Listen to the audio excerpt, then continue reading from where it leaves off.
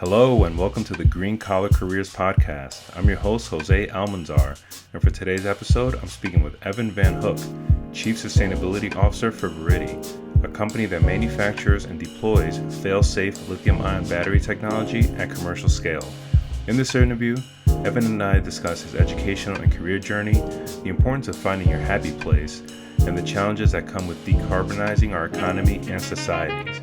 I really enjoyed speaking with Evan. I know you're going to love this episode too. Enjoy!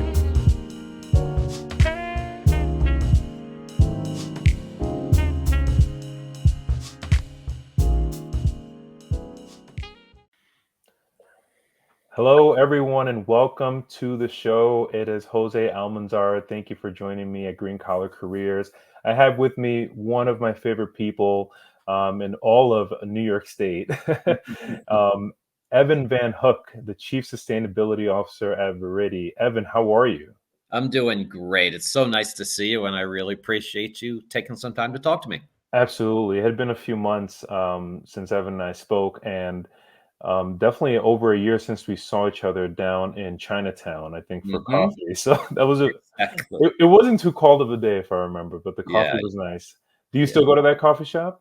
I still do. It's a wonderful little street in Chinatown where I happen to live, and it's really sort of coming alive with a lot of new little stores and things. So I love it there. Awesome. So Evan, like I said, like I mentioned, I've known Evan for a bit, and I thought it was really great to hear from him because he's got this really interesting, varied experience going from the private practice of law to working at a big, at a city agency or state agency, I should say, state hmm environmental agency, and then working his way into the corporate space, and now working for um, what's not quite a tech startup, but you could classify it as a tech startup in the clean energy space. So, Evan, just give us a quick rundown. What's your educational background, and how'd you end up where you are? Sure. And again, thanks a lot for taking some time to talk. Yeah, it's funny. I like to think, I'd love to think that my background is something that was planned. It absolutely wasn't. I have always had a very strong interest in the environment, but frankly, what I've done professionally seems to have happened almost by happy coincidence. And I have done an awful lot of different things. I mean, really, starting back in school, I am a lawyer by training, and I went to Yale Law School, and they had a very close relationship with the Yale School of Forestry and the Environment. And so I took a lot of classes there, and I also was working for what was called the Conservation Law Foundation at the time.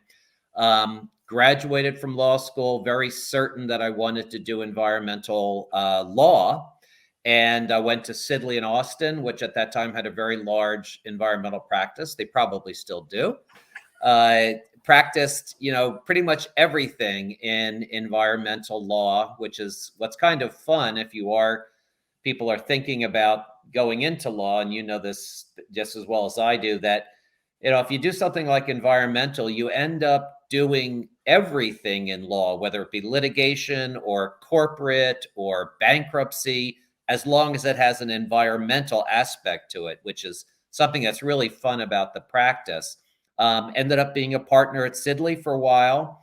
And then at the same time, I started teaching international environmental law up at Columbia. And so those two things were kind of going on simultaneously, the really nuts and bolts of actually practicing, and the more theoretical of teaching. Then at a certain point, a new governor came in New Jersey, and he asked me if I would come in and run what I called the dirty side of the agency, the environmental agency. And that's all of the cleanups and the dredging and the landfills and the hazardous waste. And it's not what I sometimes would envy, which is the clean side, which is the parks and the rivers and things. And so I agreed to do that, to come in as assistant commissioner. And one of the things that was fascinating was the other assistant commissioner there was Lisa Jackson, who ended up becoming the head of the US EPA under Obama. And another colleague there was Michelle DePass, who ended up being the assistant administrator of US EPA for international affairs during all those fascinating international occurrences during the Obama administration. So it was a really great team, just fascinating. Spent a couple years there, and frankly was thinking of coming back to Sidley and Austin when a friend of mine from Sidley had gone into Honeywell, and she called me up and said, "Hey, why don't you come to Honeywell instead?"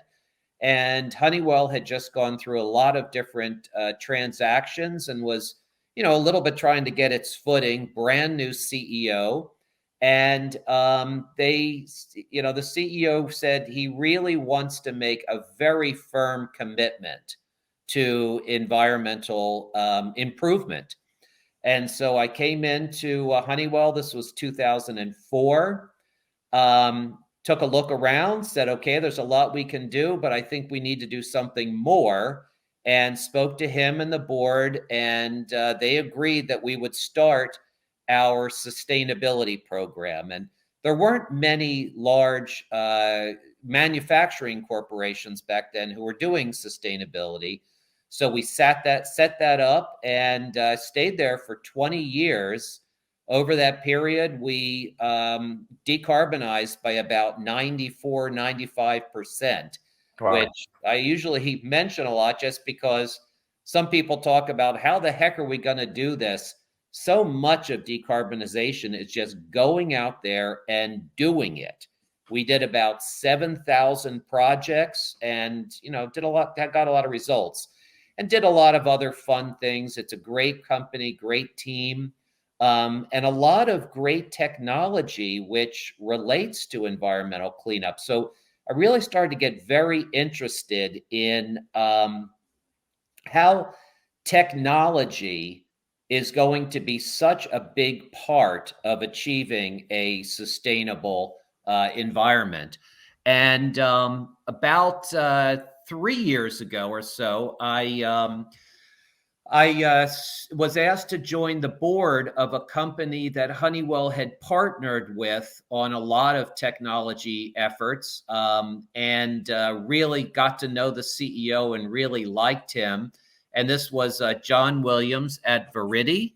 And then just this past year, he asked, would you consider coming in to help us take some very interesting technology to market? And I can talk to you about that.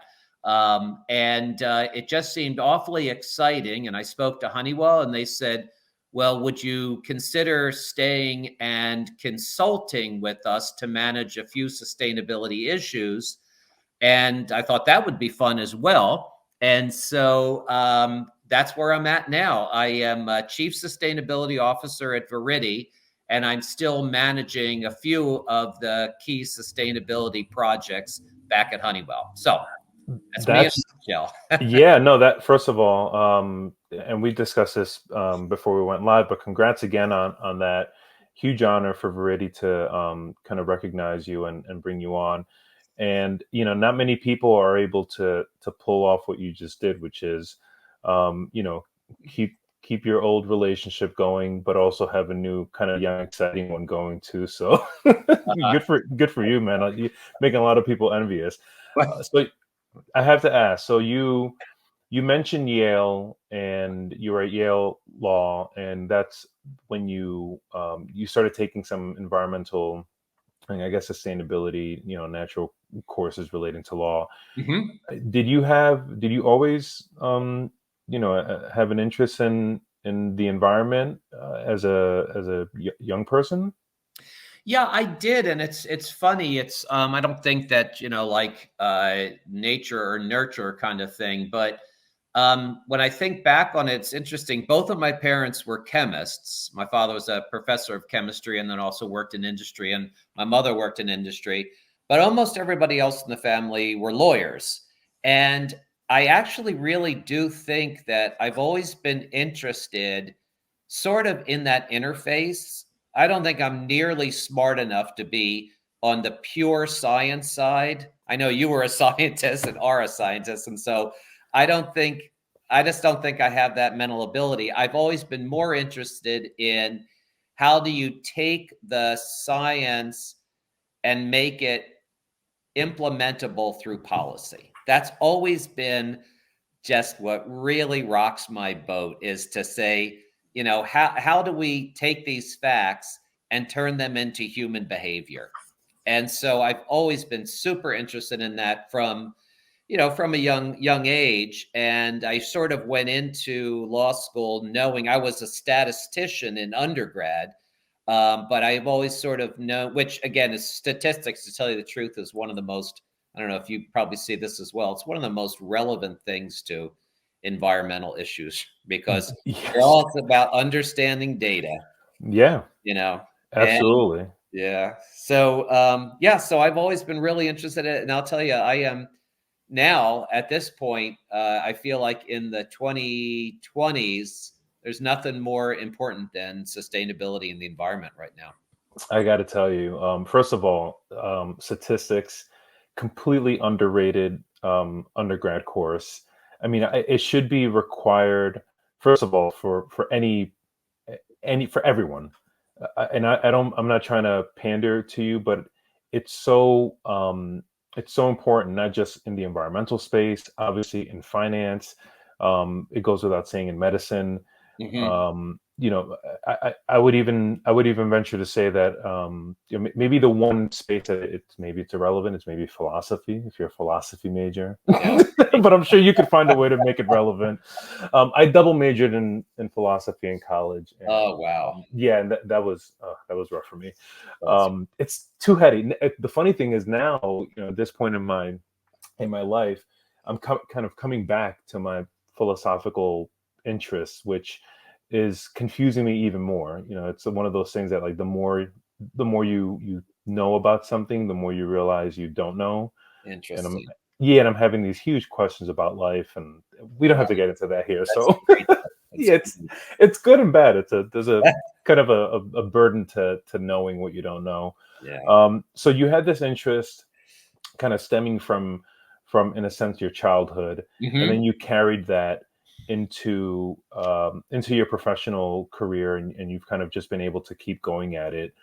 Now, one of the things that I've come across is there are a lot of people out there who, and you mentioned this right now in the 2020s, this environmental thing. I mean, Hmm. there are it's really an emergency on a few levels. There's the obviously everything is overlay with climate change and a warming climate. Hmm.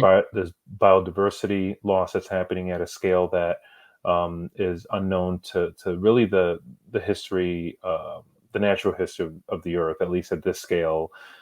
There's water water water resource issues that are happening, accelerated in places where the people who need the most water don't have enough, and people that already have plenty of water are getting dumped with too much water.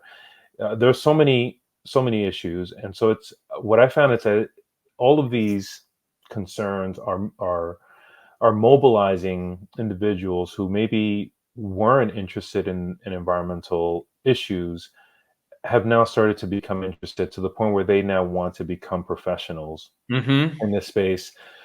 Have you come across people in your professional, career in the last few years between Honeywell and now Viridi, who have entered the space, but maybe, earlier in their careers they weren't?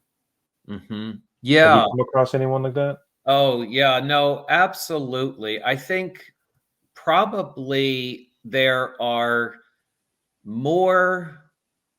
I haven't sort of hung out in a line in Starbucks and had somebody say, damn it, I am so passionate about carried tax interest. And how can I get into that? But for environment and sustainability, I think by far you run into more people who say, I would like to be in that field, or it's a field that I feel very passionate about. And I think that one of the things that that ties to, and it's certainly the last person to tell people how to live their lives, but it is so true that you want to spend your life doing something you think is valuable, has meaning, that you're passionate about. And that is just, people say it sounds trite, it's true. And so if you do feel passionate about tax, that's fantastic. But a lot of people care very deeply about the environment, and I think that they find it a real privilege to be engaged in it on a professional basis. So for sure, that's something I hear a lot. I love that response because first of all, it resonates with something that um, I've carried my whole career in that way, which is I knew when I was 15, 16 years old. I couldn't tell you exactly why or articulate exactly why, but there was a feeling that I got about being outdoors in the environment through an internship that I had with Mm, the Nature Conservancy, which really planted a seed in me. Pardon the pun, but it really kind of sparked this thing in me where it was difficult to articulate. But I just knew when I was, again, as a teenager, like, oh, this is a space I want to be in. So when I went to college and I declared environmental studies, which at the time was kind of this flimsy, still kind of, what do you do with an environmental studies degree? My friends were, going into real estate and business and finance, and they were kind of saying, dude, what are you going to do? Like, you're going to be broke your whole life, and you're going to be, kind of trying to solve problems that are insolvable. And I said, listen, I don't know. I find this stuff interesting. hmm And I've been privileged and fortunate enough to kind of stick to my instincts. Yeah. And that's a message that I really relay both to young people and experienced people, that if you have an interest in this space, then there's a reason why your instinct. There's a reason why and not to sound too metaphysical, but there's a reason why the universe is kind of pushing you or nudging you in that direction. There's a reason why you have a feeling, and we're so, as lawyers, we're trained to be so analytical, and hmm we tend to forget that there are things that just are inexplicable, and intuition and feeling and kind of going with your gut, even though maybe your brain is telling you one thing but your heart is telling you something else. I tell people, listen, go with your gut, and maybe you don't get that job right away, hmm or maybe you end up having to kind of piece it together through different ways. But if something is pushing you that you want to work in this space, there's plenty of opportunities.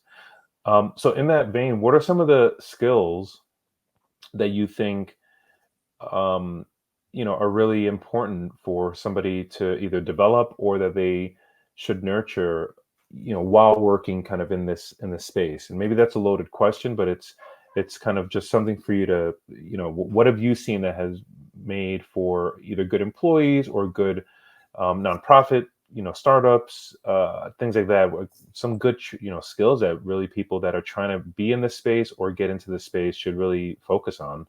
Sure.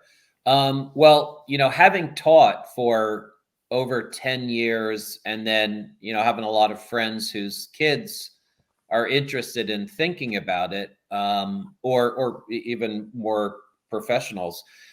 Um, the one thing I usually do start out with when I talk to people is to, like, if you want to go into the environment, that can mean everything. My niece is a biologist, and she is happiest like up to her waist in a swamp looking for snapping turtles. And on the other hand, and that may be where your happy place is, or you may be sitting in Brussels working in with the EU on developing new legislation. Those, they couldn't be more different. You could be a lawyer, you could be a real estate developer, you could be a facilities. I'm working a lot now with Viridi, which is does this sort of ultra safe battery energy storage systems for largely for the commercial industrial space. So I'm spending a lot of my time now with large facility developers, operators. And, so just to say you want to be in the environment, you really have to think, where would I like to end up? And you don't have to get it exactly right, but you have to realize that that can mean a lot of different things. And so once I feel like that's almost like the most important thing for you to figure out. And as you say, it's kind of intuitive. It's kind of like, again, where do I want to be standing 5 years from now? And so I think once you get past that, then I also think that the environmental space is extremely like ecumenical. It's sort of like so many different things influence every environmental decision.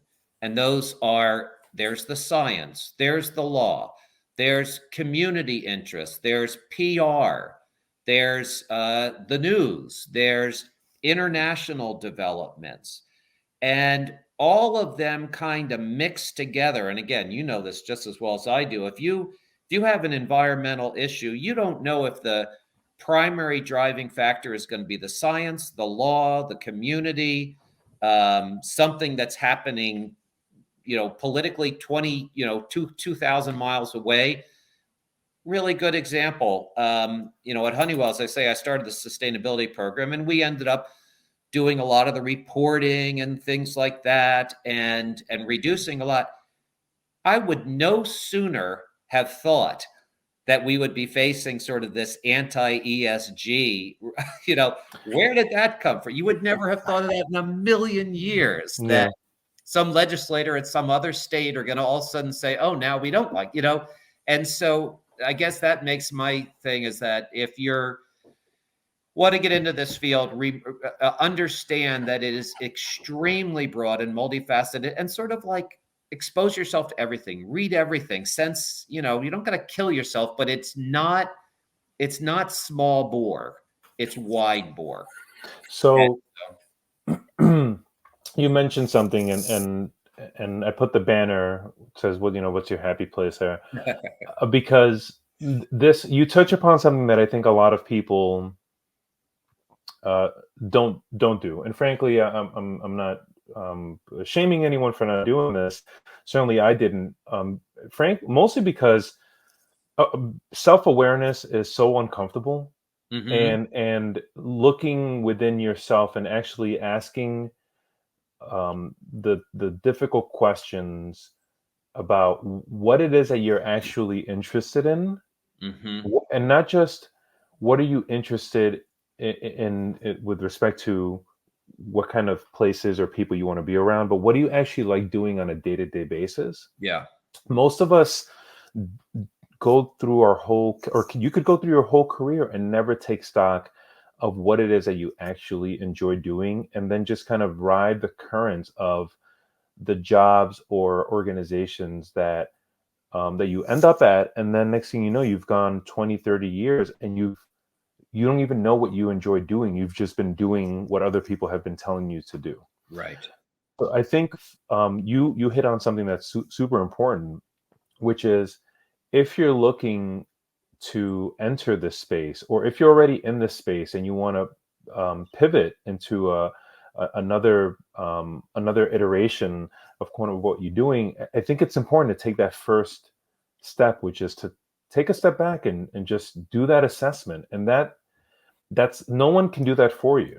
Right. No one can tell you what they've gone through with their experiences, and then all of a sudden that becomes kind of, you have to sit down, you have to put down the podcast, you have to put down the TV, and you kind of just have to sit with your thoughts for a little bit.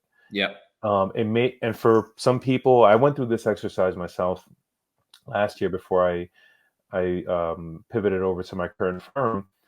But I sat down and I journaled for a little bit. Mm-hmm. And I asked 4 or 5 questions. Admittedly, I went to ChatGPT. I didn't hire a coach, but I went to ChatGPT and I said, "Hey, I'm thinking about these things for my career. Act as a career coach, and what are some 5 or 10 questions I should be thinking about? Wow. And ChatGPT at the time was still very good. Now it's even better, but provided me with 5 or 6 questions, and I said, I'm going to pick 3 of these, and I sat with them. I kind of just looked at them, didn't do anything with them, and then it took me about a week to really sit down and figure out what I like to do. And even now today, I'm still thinking about what I enjoy doing. And I mentioned this before we went live. I really like this. I like connecting with people. I like speaking with people and learning about them.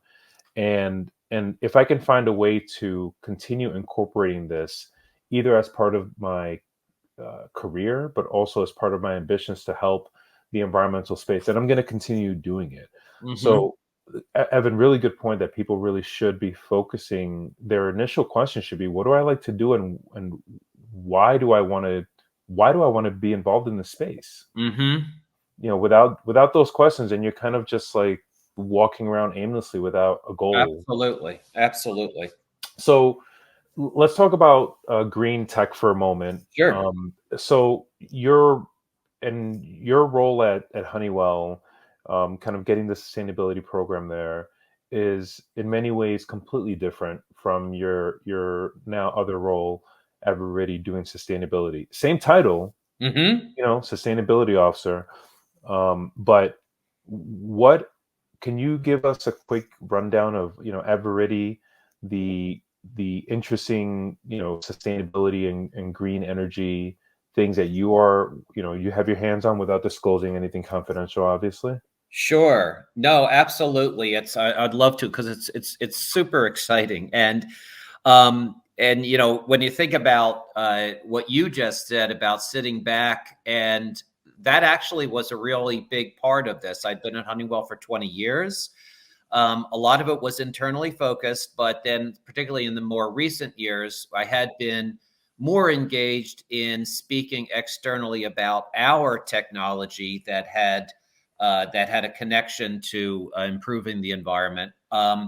They are sort of two different spheres, and I think that's important again for people to think about. Like, where do I want to be? But then, as I started to talk to Viridi, two really important things stood out. One is, and I just actually spoke at a conference last week, and this sort of came up just based on conversations and things. When I think about it, I think about like Honeywell. Again, they decarbonized by 96%. They did not do that with technology from the future. They did it with technology now. And what that means is that 96% of what they had to get rid of exists now. But it also means that what's left, I think of it like a big sifter. You put it through, the stuff you can do goes through, it leaves these rocks in the sifter. And those are the things that you need to solve. And so the first thing that really excited me about Viridi is they have identified one of these rocks or these sifted issues, and that is that 75% of our greenhouse gases come from the energy sector. And it's sort of, clear that we're not going to address climate change without addressing the energy sector. And it's not just climate change. The energy sector is responsible for an awful lot of other things, including environmental contamination, particulate emissions, carbon, mercury emissions. A lot of different things happen when you combust fossil fuels and then use them. And so the energy sector is such an important area. It's really important right now, and it's not in super great shape. But by the way, we're kind of staring down the barrel of a gun here, because you take our current state and we're inventing things that use way more energy than we have now, like AI. AI is terrific. It uses a ton of energy. Electrification. It's great to go to electric cars. It means we're going to need a heck of a lot more energy. Same thing with heat pumps. And then also, you say that we right now have a very unequal distribution of access to energy. There are a lot of people in the world who do not have enough access to energy. And so if we want to think about a more equitable world, we want to think like we're not staying with the status quo. We want a lot more people to be using a lot more energy. So we're not in great shape now. And you have all these factors that are going to put tremendous strain on our energy sector. If we don't do away with the fossil fuel part of that, we're really, really going to be in trouble. So you think about a problem to deal with. From my perspective, there's nothing more fascinating than the energy sector. Now, one of the things about the energy sector is that fossil fuels are kind of easy to put in a can and then stick them in your garage and use them when you want. We need to have that same flexibility with electricity.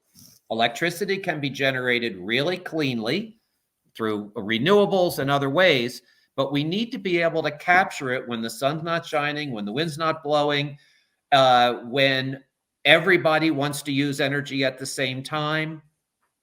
And the only way to do that really is through storage. And so storage is a really important component of taking electricity and managing it much, much better. The problem with storage, or a significant problem with storage, is that the most effective technology still is lithium ion, and lithium ion has this small probability propensity to failure. And a battery storage system is made up of thousands and thousands of individual batteries. If one fails, it propagates across all the others until you have a really significant. We're having about 5,000 lithium ion fires a year, and they are extremely destructive. So the first thing that excited me about Viridi was it's really very strong intellectual core that's focused on the specific issue of making lithium ion safe. It's run by a guy, a PhD out of MIT named Dr. J.R. Linna, and he has a whole team of PhDs, and they partner very closely with our Department of Energy's Oak Ridge National Laboratories. And I will say that they have cracked that nut. They've come up with an architectural structure. As far as we know, it is the only large energy storage system structure that has been approved for installation in occupied spaces. We have a 600 kilowatt hour storage system right in the building in a major medical research center. We're in major football stadiums. We have hundreds of them now that have been approved around the country because they've been found to be safe. And I think that is it's such an important issue. It's such an important sort of one of those rocks that if we can solve that and get storage wherever we need it, then that's going to be really an important thing to do. And that team just continues to innovate. We've got some just amazing new innovations. So the first thing that really drew that to me to this was taking one of those really tough problems and working to get it out there in the market. So that's something I thought was just really great. And then the second one is, and I feel, I know you feel very strongly about this as well, is that, people talk a lot about the just transition. They say, if we need to go through this transition, how are we to make sure that it's equitable and that, we don't have real winners and losers, that people are brought along in an inclusive way. And I have to say that, again, our CEO, he is personally committed. And to my mind, he, again, has cracked a really important nut about how to do this. And that is through direct involvement by the green technology company in transitioning the workforce. And so what he did was he situated us in one of the poorest neighborhoods in New York. It's East Buffalo. He took over an abandoned factory, and that's what we've refurbished for our factory. And then he established an NGO called Green Force. And to my mind, it's one of the smartest things he did was he hired a guy that he'd known for a long time who was a local pastor, community leader who knows that community very well. And that Pastor Giles runs Green Force, and what they do is they take applicants from around the factory in those 3 zip codes. They get training, they get jobs at Viridi, but then they also get kind of 360-degree continuing support for things like childcare, transportation, all those things that can sabotage success. There's support there to help people get through them so that they can put a working life in order.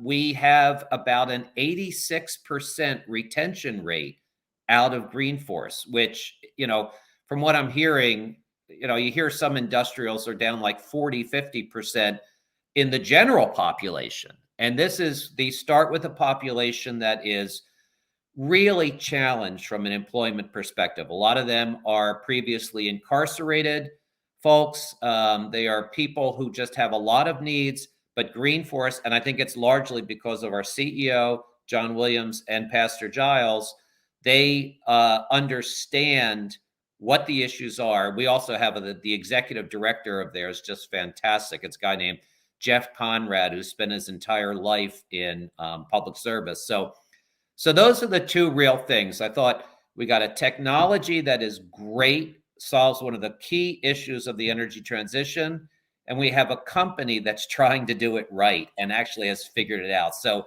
that makes for a very, exciting time, and I'm really happy to be kind of trying to contribute to helping them be successful. Yeah, first of all, it relate. I can feel it from, and I know we're not in the same space right now, but I can feel it by the way that you just speak about it. You're super excited about it, and the fact that you're not just being on the board obviously is a super great privilege to that, but you're now in the trenches with the company, and so I can feel the excitement from you. And I really like your analogy of kind of sifting through this, whatever the environmental issues are or climate change issues, and then kind of addressing, you still have to address the rocks Yep. that get sifted. You can't just toss them in your backyard. Eventually these things are going to accumulate. And it sounds like Viridi, I really like your analogy, found that one rock that others have stumbled on and have through technology and science been able to engineer something that will go to market hopefully very soon and better the world because of it. So I'm really, I could listen. I'm biased with this stuff. I could speak about this stuff for hours. What I want to do, Evan, and just ask you maybe two other questions that Sure. I think more on a practical side. So if you've been teaching, I don't know if you still are teaching at Columbia, but you've been teaching for a while, so you've had your share of dealing with students. What kind of advice now in 2024 would you give to a college or law student who came to you and said, "Hey, I'm interested in the environmental space. What do you think I should focus my energy on in the next few years?" Sure, absolutely. Yeah, no, I stopped teaching to write a book with some of the other real professors, and that was too demanding to do both. So I'm not teaching anymore. But yeah, I think first of all, it really is just because I've done it so many times. It is that step of saying, do I want to be standing in a swamp or sitting in Brussels? You got to figure that out because that's the scope of what's available to you. And then I think that like once you narrow that down a little bit, that's going to direct an awful lot of what you do and the experiences that you reach out for.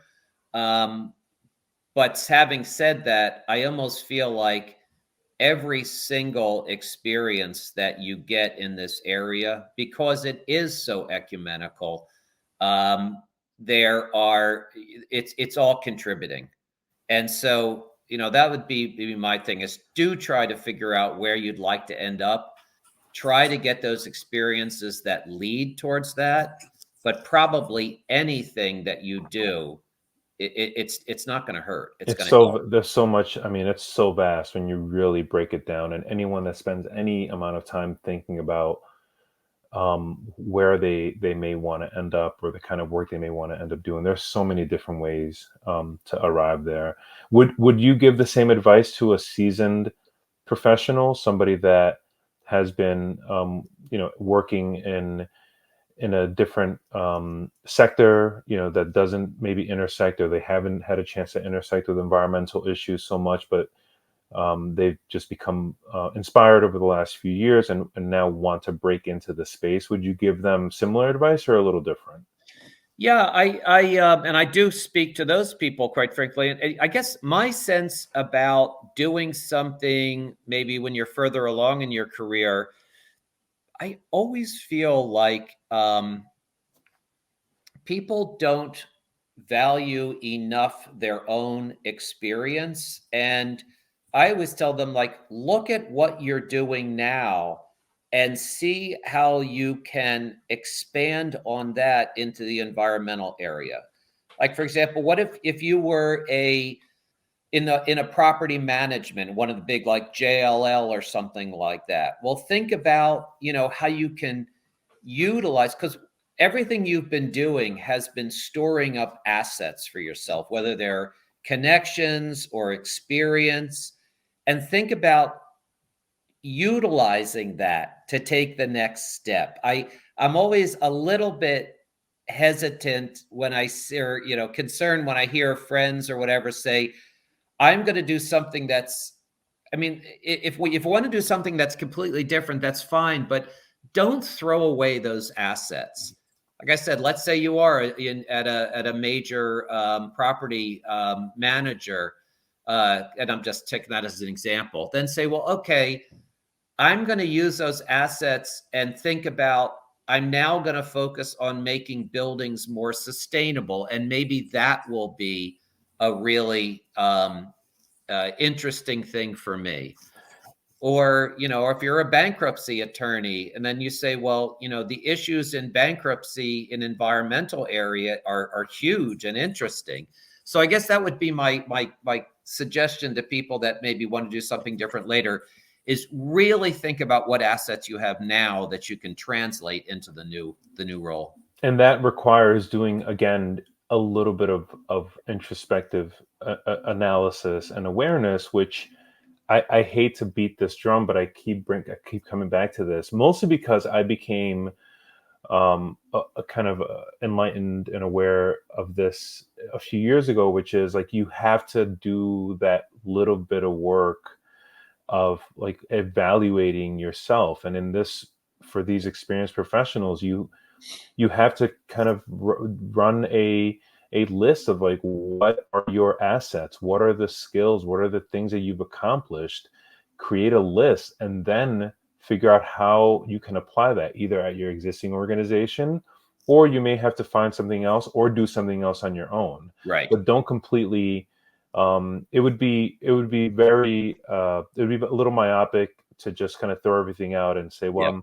I've never done this thing before, so let me start something new. And meanwhile, you're in your 50s and you've got 25, 30 years of really good skill sets that you've accumulated. Exactly. Evan, two quick questions, and then I'll let you go. I know it's a little past the time that we previously agreed on, but I'm having a lot of fun with you. Um, any resources that you would give, or that you've just come across recently? I know I'll tell people to go to the Viridi website and check you out on LinkedIn. Really good, resources just there. But any places that you would point people that are just interested in learning more about environmental issues or clean tech or clean energy, something that you found recently that's been just good for you, or Yeah. just Well, putting good out there?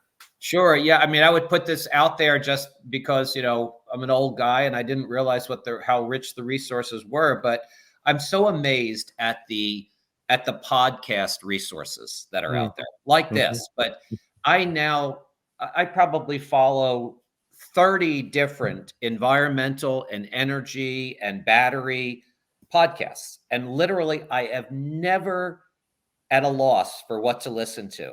Yeah. and they're so up to date. They're Hmm. so like they were recorded yesterday by top experts. So I think that's just a huge asset that we have now. That's So awesome. Yeah, yeah. but everyone listen to this one first and then go to listen to the other ones that Evan Exactly. is referring to. Yeah. Evan, before I let you go, any Sure. final words out there for people, words of advice or words of encouragement, something, imagine a younger version of you out there who's just, a green and kind of eager to make a difference. Like, what would you tell that person, or, a niece or a nephew, or a friend, who needs some words of inspiration? What would you say to them? Sure. I guess I would just say that, the environment is the most important issue facing the world right now. It touches it touches everything about our existence. And if you do care about it, there are just infinite ways that you can spend your life engaging with it, helping to make it better, and helping to synthesize human existence with this resource base where we live our lives. And it's a great way to spend your life, and you can have confidence that there's always going to be a lot of things to do here. Evan, you've said it all. I could keep you on for 2 more hours, but I'm going to be not so selfish and let you get going. You have very important things to do. Everyone, go check out Evan Van Hook on LinkedIn. Check out Viridi. You can Google them and check out their site. They're doing some amazing things. And I'm excited for the stage of your career, and really thank you so much from everyone listening, Evan. Really such a fantastic conversation. Looking forward to speaking with you again. Well, thanks. And we really appreciated it. So, really enjoyed it.